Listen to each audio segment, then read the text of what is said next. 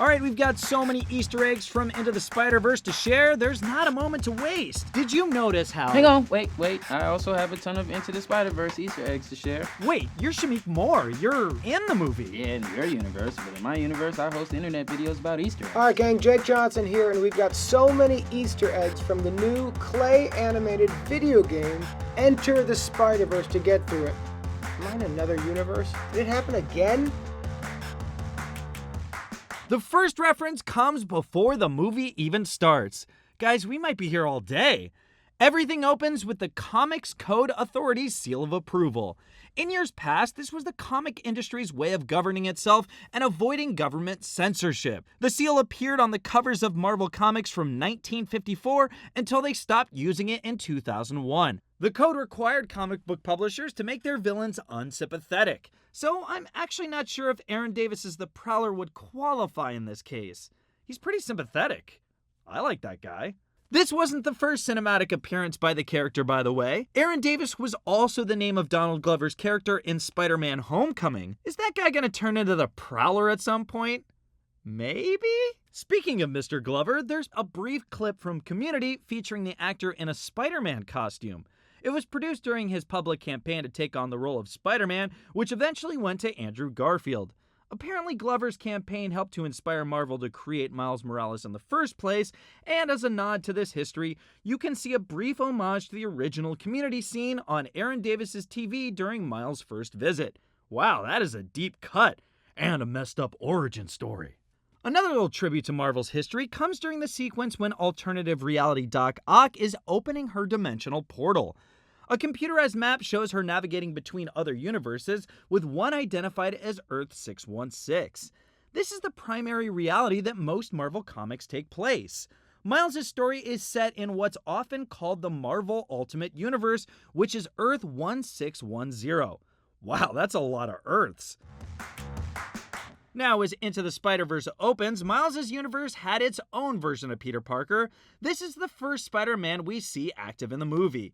He's voiced in a surprise appearance by Chris Pine, easily one of Hollywood's top 200 Chris's. That's also him singing Spidey Bells over the end credits. Based on his intro montage, it seems like this Peter Parker may be the same one featured in all those Sam Raimi movies.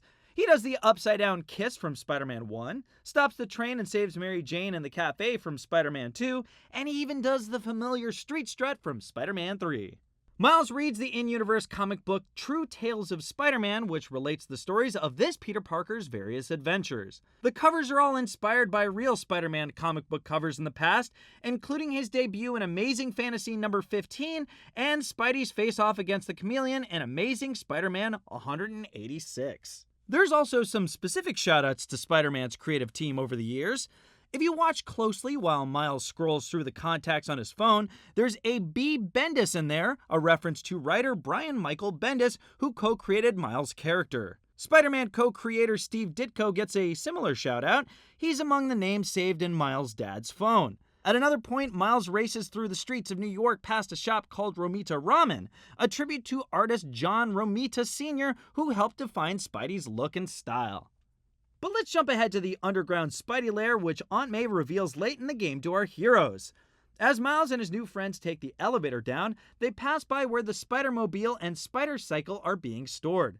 We also see where this version of Peter Parker was storing all of his old suits. Spidey has worn all of these ensembles over the years. Some of the looks on display include the suit from Marvel's Secret War event, the stealth spider suit Peter created to combat the Hobgoblin Sonic Screams, an electricity-insulated suit, the Scarlet Spider suit worn by flawed Peter Parker clone Kane Parker, Avenger Spidey's Iron Spider armor, and the suit from Sony's recent PlayStation 4 Spider-Man game. That post-credits sequence was also steeped in classic Spider-Man lore. It features Miguel O'Hara from the Spider-Man 2099 timeline.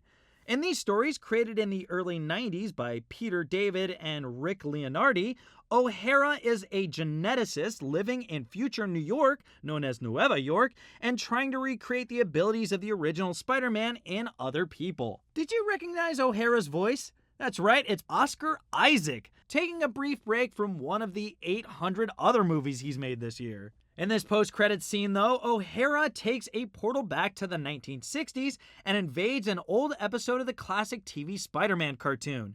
This segment, with a cartoon Spidey pointing at himself, originally comes from the 1967 episode Double Identity and has become an internet meme. You can tell because it's so dank. There was another tribute to the internet's love of Spider-Man memes visible in Miles' dorm room. He has a poster of a cartoon Spider-Man sitting at his desk, hanging underneath his Chance the Rapper poster. Oh, also ALCHEMAX, the evil corporation that the Kingpin is working with in Spider-Verse, originally comes from the Spider-Man 2099 series. They're one of Miguel O'Hara's main adversaries. We already talked about C. Pine, but Spider-Verse also features one of Stan Lee's very last cameos as the owner of Stan's Collectibles. He's the guy who sells Miles his first Spider-Man suit.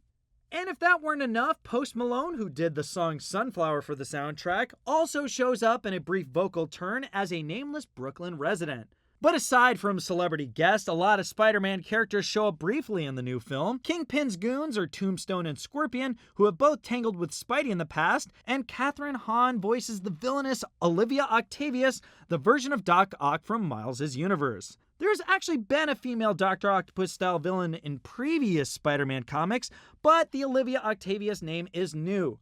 Previously, the character was known as Lady Octopus, and her real name was Carolyn Traynor. Gender-flipping Doc Ock is just one little way that the filmmakers differentiated Miles' universe from our own. They also have their own collads, office buildings, advertisements, color schemes, you name it. In alternate Times Square, for example, you can see an ad for a Seth Rogen movie called Hold Your Horses, which, sadly, you can't go see in our world. There's also a billboard for a Broadway show called Hi Hello. This references the real Broadway comedy show Oh Hello, which starred Nick Kroll and John Mulaney. Mulaney provides the voice of Spider-Ham, aka Peter Porker in the movie. Wow, that is a long way around, but we got there. Those Times Square ads went by fast, and sometimes they had spider people flying in front of them, so we're worried we may have missed a few. If you caught ones that we didn't mention, drop us a comment and let us know, 'cause you're like me. I didn't think there was anyone like me.